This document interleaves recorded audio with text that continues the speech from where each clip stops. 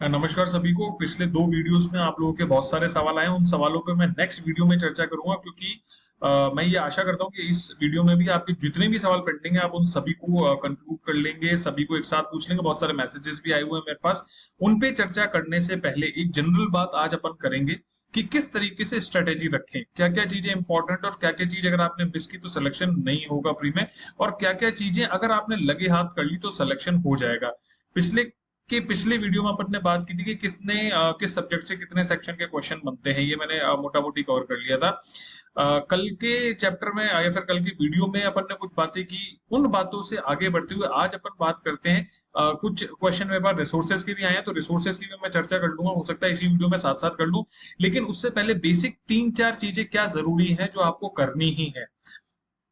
मैं वापस से कहता हूं कि अगर ये जो बातें मैं बोल रहा हूँ इनको लगातार कंटिन्यूअसली कंटिन्यू करोगे तो आई एम डैम श्योर कि जो टारगेट आप लेके चल रहे हो वो आप क्लियर कर लोगे।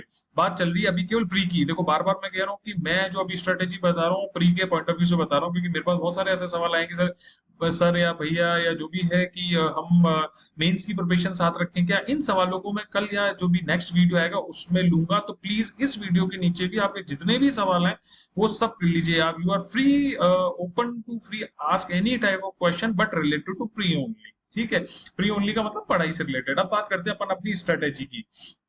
स्ट्रेटेजी देखो, तीन चीजें इंपॉर्टेंट है: read, revise, practice and repeat. इससे पहले जो 2021 का मैंने वीडियो बनाया है 2021 के प्री के टाइम पे, उस टाइम भी मैंने बार बार इस चीज पे फोकस किया था कि रीड करना जरूरी है, रिवाइज करना जरूरी है, प्रैक्टिस करना जरूरी है एंड रिपीट करना जरूरी है। यहां इंपॉर्टेंट चीज यह जाती है कि इसमें सबसे ज्यादा वेटेज किसको देना है।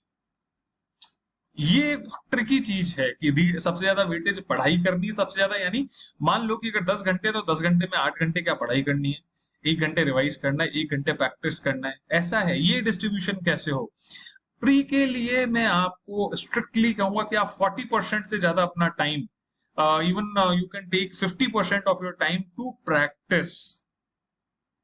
अचंबा भरी बात होगी, लोग सरप्राइज होते होंगे, लेकिन मेरा सजेशन अब ये है कि आप प्री कभी भी स्टार्ट कर सकते हो। मैं नहीं कह रहा कि आज से स्टार्ट करो, हो सकता है 1 महीने बाद अब स्टार्ट करो, लेकिन जब भी आप प्री की तैयारी स्टार्ट करो तो मेरा सजेशन ये है कि आप ये स्ट्रेटेजी रखो तो ज्यादा बेटर होगा। वापस से समझा देता हूँ और मैं रीजन एक्सप्लेन करूंगा आपको। ऐसा नहीं कि मैं केवल यहाँ बात बोल रहा हूँ, it has some technical reason, some research behind it, and definitely I show it to you. मान लो 10 घंटे आप दिन में पढ़ रहे हो। 10 घंटे अगर आप पढ़ रहे हो तो मैंने कहा तीन चीजें करनी है आपको। रिपीट का मतलब है हर दिन वो चीज रिपीट करनी है जब तक आपका प्री का एग्जाम नहीं हो सकता। मैंने सबसे पहले कहा कि आपको रीड करना है, रिवाइज करना है और प्रैक्टिस करना है।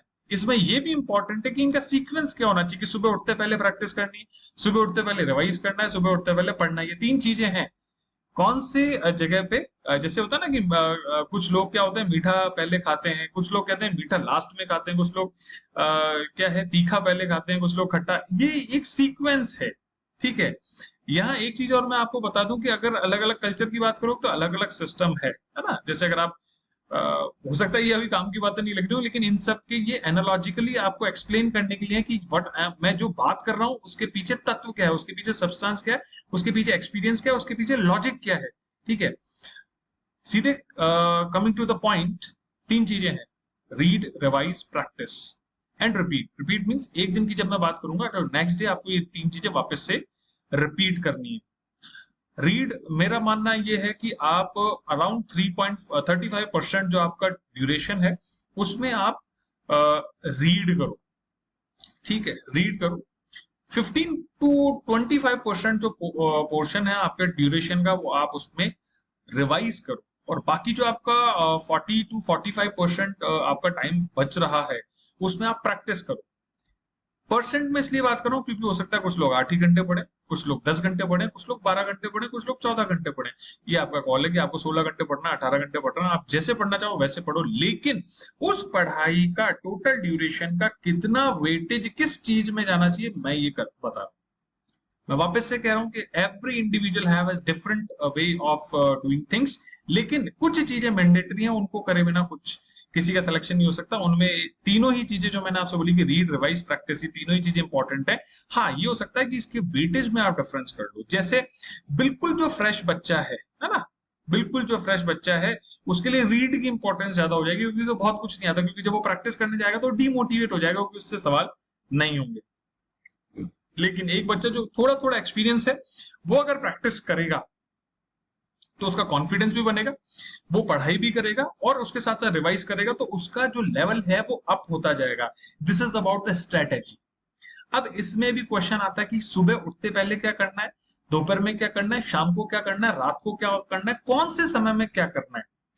देखो, आपका जब दिमाग बिल्कुल फ्रेश है, बिल्कुल फ्रेश, तो बिल्कुल प्रैक्टिस नहीं करनी।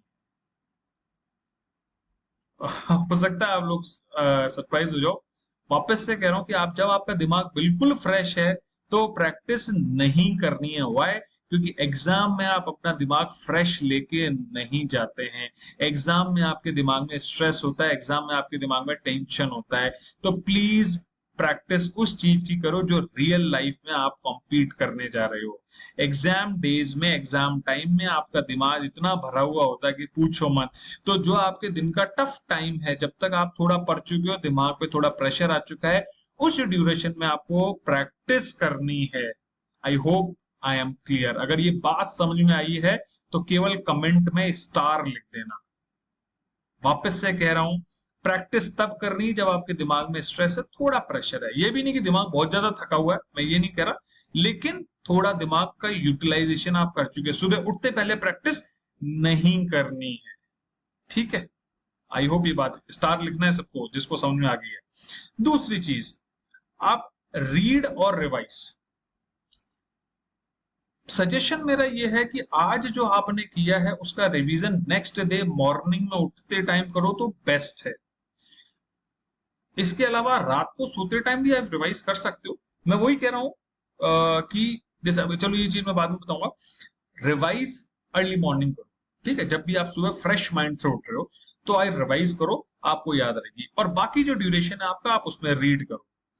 एक चीज और, मैं ये नहीं कह रहा कि आप सारी रीड एक साथ एक ड्यूरेशन में 4 घंटे कर लो, सारा रिवाइज एक साथ 2 या ढाई घंटे में कर लो, सारी प्रैक्टिस एक साथ 5 घंटे में कर लो। नहीं, 10 घंटों को स्टैंडर्ड मान रहा हूं मैं, नहीं ऐसा नहीं। आप ब्रेक कर करके भी कर सकते हो कि भाई सुबह उठे, रिवाइज किया 1 घंटे, 2 घंटे पढ़ाई की, फिर उसके बाद में आपने प्रैक्टिस की 2 घंटे, ठीक है, 5 घंटे हो गए।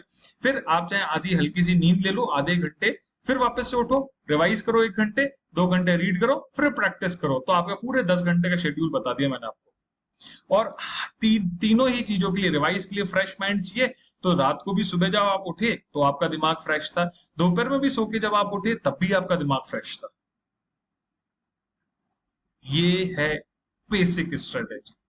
कोई रॉकेट साइंस नहीं है, कोई रॉकेट साइंस आपका सिलेक्शन नहीं करा सकती। ये बेसिक स्ट्रेटेजी है, इसको आप फॉलो कर लोगे। आप, मैं कह रहा हूं आपको 10 दिन फॉलो करो, आपको रिजल्ट दिख जाएगा।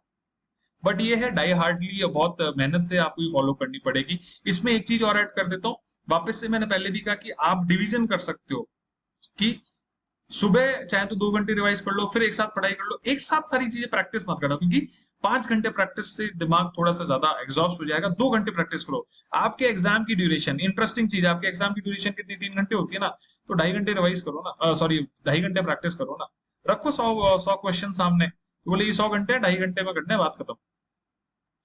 2.5 घंटे में कितने, 150 मिनट हो गए आपके। 150 मिनट में आपको 100 क्वेश्चन करने हैं। आरपीएससी में आपको 180 मिनट में 150 क्वेश्चन करने हैं, ठीक है। ये बिल्कुल एनालॉजिकली है कि कैसा कैसा एग्जाम के ओरिएंटेशन, एग्जाम के ड्यूरेशन में किस तरीके का आपके सामने जो सिचुएशन आएगी, आप उसकी प्रैक्टिस करो। लोग क्या ये चीज मिस कर देते हैं, बेसिक चीज है, नहीं बताते कोई, इवन इंस्टीट्यूट्स में भी नहीं बताई जाती। बट ये छोटी छोटी चीजें आप इंप्लीमेंट करते हो ना, तो इजी हो जाती है, इसलिए स्मार्ट स्टडी कहलाती है। बात समझ में आ गई। इसके अलावा मेंस की देखो, मेंस का सजेशन ये है कि यार pre is always a tricky thing, और प्री अगर आप मिस कर देते हो ना, तो हो क्या है कि फिर वापस से वही 3 साल, ठीक है। 2021 में प्री हुआ था, 2 साल तो हो ही गए। 2021 में भी अक्टूबर में ही प्री हुआ था, करेक्ट। अब 2023 में भी अक्टूबर में प्री हो रहा है, पिछला प्रोसेस का इंटरव्यू चल रहा है, तो 2 साल पूरे पूरे लग गए ना। तो आप सोच लो कि प्री अगर आपने गलती से मिस कर दिया तो 2 साल वापस लग जाएंगे आपको। तो मेरा सजेशन ये है कि प्री के साथ थोड़ा रिस्क मत लो। और लोगों ने पूछा मेंस को टाइम कितना मिलेगा, तो आपको मैं श्योरिटी देता हूँ मिनिमम 6 महीने। अप्रैल से पहले मेंस नहीं होगा, ठीक है, क्योंकि नई गवर्नमेंट जब आती है ना तो पहले 1-2 महीने तो सेटल होने में लगते हैं। ठीक है, अक्टूबर के बाद 2 महीने तो एग्जाम पूरा, सॉरी ये इलेक्शन है उसको कंडक्ट होने में लगेंगे जनवरी तक। और फिर उसके बाद आपकी नई गवर्नमेंट आई तो फरवरी मार्च में वो नोटिफिकेशन ऐसा कुछ प्रोसेस निकाल सकती है कि भाई मेंस का एग्जाम हो। तो मैं आपको बता देता हूँ, कम से कम लेट से अप्रैल की जगह मार्च का ड्यूरेशन है, मार्च से पहले एग्जाम मेरी समझ में तो नहीं हो सकता। अब ये एक एस्टिमेशन है, इस पे 100% रिलाई नहीं करो, लेकिन मोटा मोटी है। जैसे कि मैंने आप लोगों से कहा था कि इस साल प्री के एग्जाम के अलावा कुछ नहीं होगा, मैक्सिमम प्री का एग्जाम होगा। तो आप थ्रू आउट मेरे जनवरी से वीडियो उठा के देख लो, मैंने कहा था कि अक्टूबर या मैक्सिमम सितंबर, उससे पहले नहीं होगा। दैट इज ट्रू, सितंबर या अक्टूबर में ही प्री का एग्जाम हो सकता है, गारंटी नहीं है लेकिन हो सकता है। तो ये फ्रॉम द जनवरी, और पिछले साल से मैं बात बोलता आ रहा हूँ, पिछले सारे वीडियोस देख लो आप। लोगों का सवाल था कि सर क्या हो जाए क्या हो जाएगा, साफ पता है वो, क्योंकि प्रोसीजर है, गवर्नमेंट को भी प्रोसीजर फॉलो करने पड़ते हैं। तो वापस से कह रहा हूँ कि मेंस मार्च से पहले नहीं हो सकता। 5 महीने का मोटा मोटी, अगर अक्टूबर में भी होता है प्री तो 5 महीने का मोटा मोटा टाइम मिलेगा, उसमें जान लगा देना भाई मेंस के लिए। ठीक है, अभी मेंस करोगे तो उसमें मान लो प्री जरा सा भी छूट गया, जिसका प्री अच्छा है वो जरूर एक बार की मेंस को हैंडल कर सकता है, लेकिन जिसका प्री अच्छा नहीं है तो प्लीज उसको तो साफ साफ सी बात है प्री पे ही फोकस करना चाहिए। वापस से कह रहा हूँ, इस वीडियो के नीचे जितने भी सवाल बनते हैं वो सारे ही सवाल पूछ लेना, और जितने ज्यादा लोगों को आप ये वीडियो, ये पर्टिकुलर, नॉट ऑल, सारे नहीं कराने मेरे को, ये वीडियो, क्योंकि ये स्ट्रेटेजी यार ये लोगों को पता होनी चाहिए।